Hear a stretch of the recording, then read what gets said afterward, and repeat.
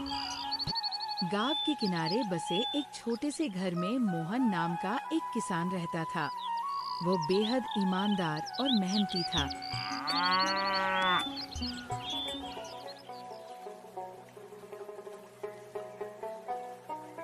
लेकिन उसकी गरीबी कभी दूर नहीं हुई। उसकी सबसे बड़ी चिंता थी कि वह अपनी पत्नी और बच्चों को अच्छे से खाना भी नहीं खिला पाता।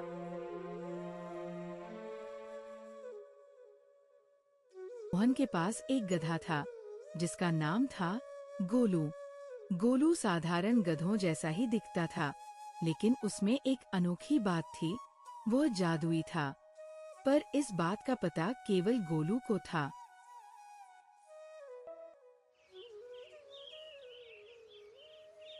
एक दिन मोहन और गोलू गांव के बाजार से लौट रहे थे।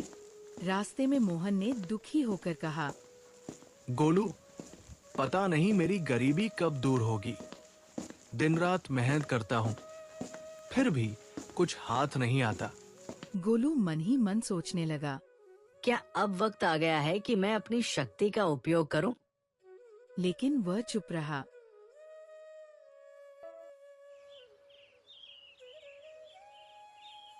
अगले दिन मोहन बहुत निराश होकर अपने खेत में बैठा था। तभी गोलू पास आया और बोला, मालिक, अगर मैं तुम्हारी गरीबी दूर कर दूं, तो तुम क्या करोगे? मोहन पहले तो चौंका, फिर हंस पड़ा। अरे गोलू, क्या मैं सपना देख रहा हूँ? गधे भी बातें करने लगे। गोलू मुस्कुराया। हाँ मालिक, मैं बोल सकता हूँ और जादू भी कर सकता हूँ। मोहन की आंखें हैरानी से फैल गईं।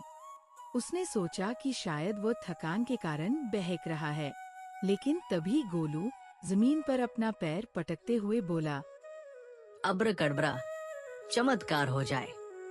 अचानक जमीन से सोने के सिक्के निकलने लगे। मोहन ये देखकर दंग रह गया। उसने सिक्के उठाए और खुशी से झूम उठा। गोलू, तुमने तो मेरी जिंदगी बदल दी।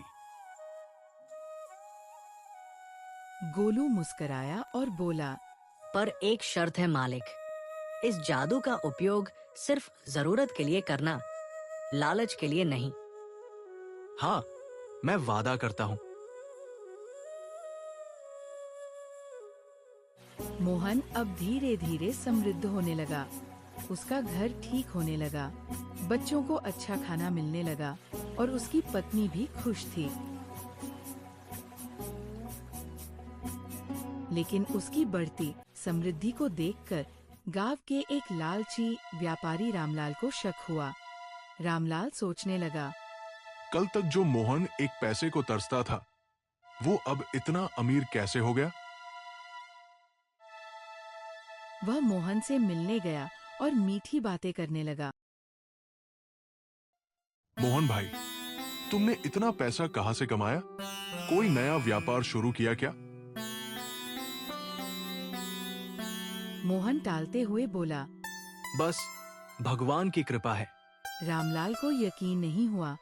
उसने सोचा कि मोहन से सच्चाई उगलवाने का कोई और तरीका निकालना होगा।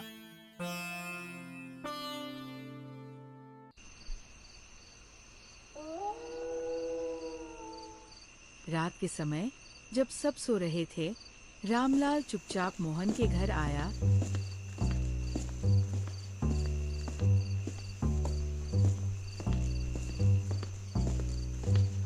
और गोलू को खोल कर ले गया। गोलू समझ गया कि ये लालची आदमी उसे गलत इरादों से ले जा रहा है। उसने सोचा, अब इसको सबक सिखाने का समय आ गया है।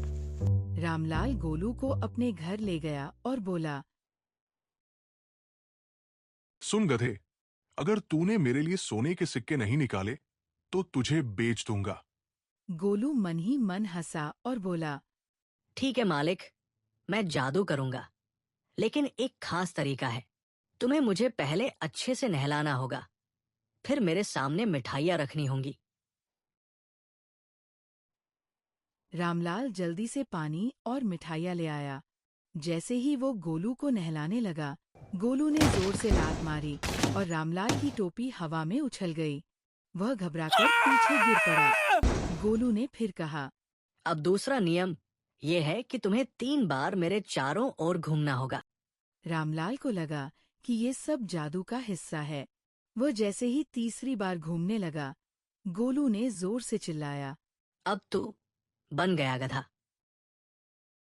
अचानक रामलाल का शरीर सिकुड़ने लगा और देखते ही देखते वो एक असली गधा बन गया।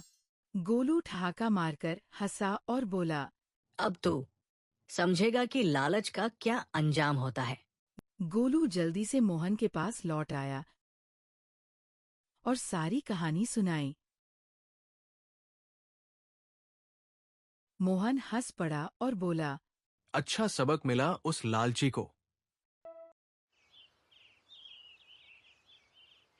अगले दिन जब गांव वालों ने रामलाल को गधे के रूप में देखा तो सब हैरान रह गए।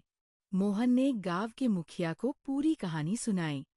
मुखिया ने फैसला किया कि रामलाल को सबक सिखाने के लिए कुछ दिनों तक उसे गधे की तरह रहना चाहिए। गोलू ने फिर से जादू किया और मोहन का खेत पहले से भी ज्यादा हरा भरा हो गया। गांव में खुशहाली आ गई और मोहन ने हमेशा के लिए लालच से दूर रहने का संकल्प लिया। रामलाल को जब अपने किए पर पछतावा हुआ, तब गोलू ने उसे वापस इंसान बना दिया। लेकिन वह अब पूरी तरह बदल चुका था।